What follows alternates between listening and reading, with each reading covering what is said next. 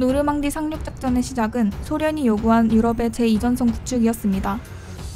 1942년 미국과 소련은 유럽의 제2전선 구축에 대해 합의를 마쳤지만 처칠은 프랑스 대신 프랑스령 북아프리카에 상륙하는 작전을 제안하여 미국을 설득합니다.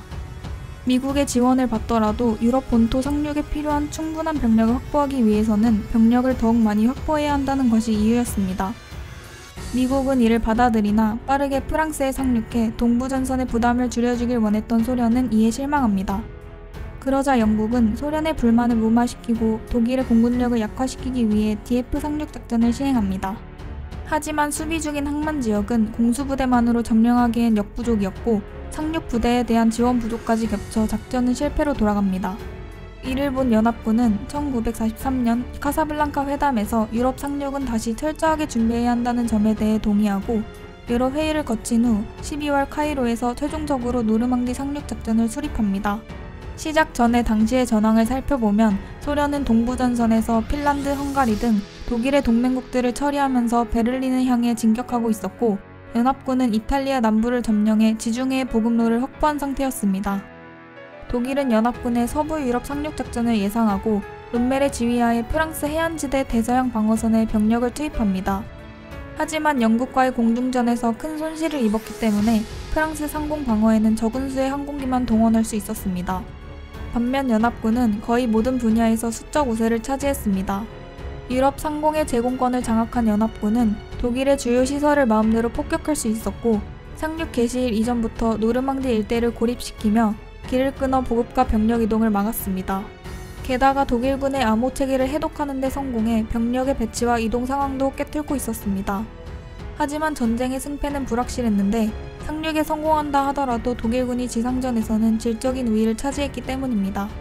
연합군은 DF 상륙작전의 실패를 바탕으로 항구에 직접 상륙하기보단 인근 지역에서 발판을 마련한 후 항구를 점령하는 것을 목표로 정합니다.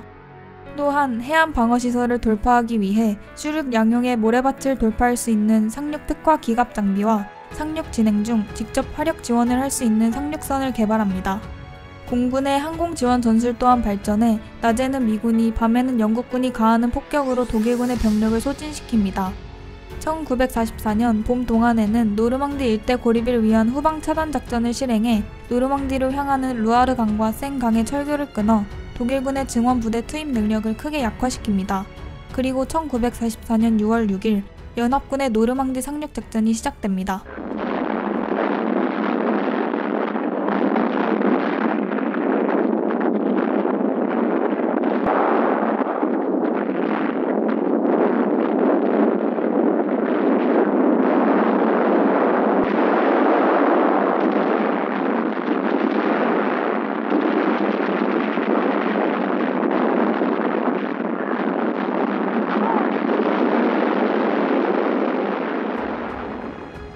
연합군은 골드, 주노, 소드, 유타, 오마하 해변을 향해 상륙을 시작하며 교두보를 밀어내려는 독일을 막기 위해 상륙 지점 양 측면에 영국군 공수부대 1사단, 미군 공수부대 2사단도 동시에 강화합니다.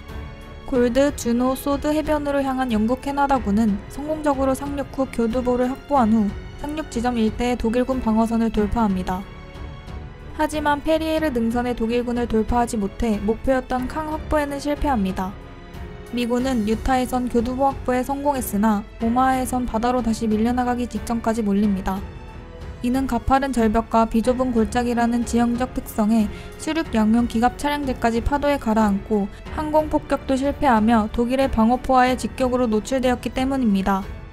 오마하의 미군은 빈약한 근거지만 해안가에 마련할 수 있었습니다.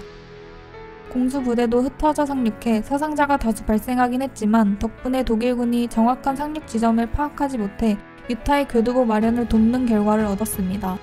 병력 손실과 악조건에도 불구하고 당일 저녁 무렵 연합군은 프랑스 해안에 단단한 발판을 마련합니다. 하지만 상륙 후 독일의 기갑부대가 캉 지역으로 집결하며 영국 캐나다군은 내륙으로 진격하지 못합니다. 미군도 지나치게 조심스러운 진격으로 독일군이 방어선을 구축할 시간을 주었습니다.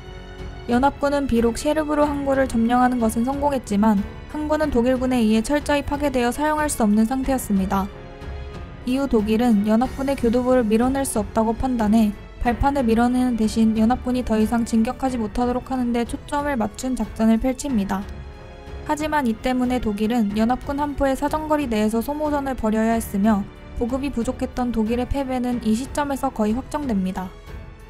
연합군은 독일의 저항을 막으며 서서히 진격해 나갔고 미군도 먼저 폭격을 가해 방어선을 손상시킨 후 기동성을 활용해 독일군을 포위하는 새로운 전술로 큰 성과를 거둡니다.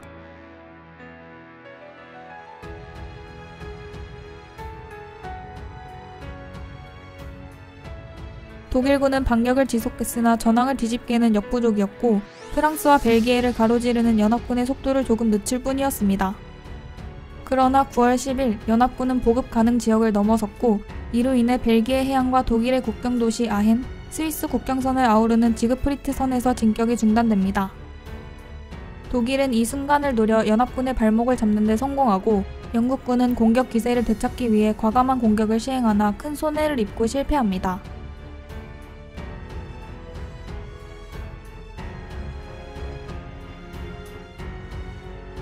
다만 이 작전을 통해 바알강의 교량을 확보해 라인강을 향한 진격이 가능해집니다.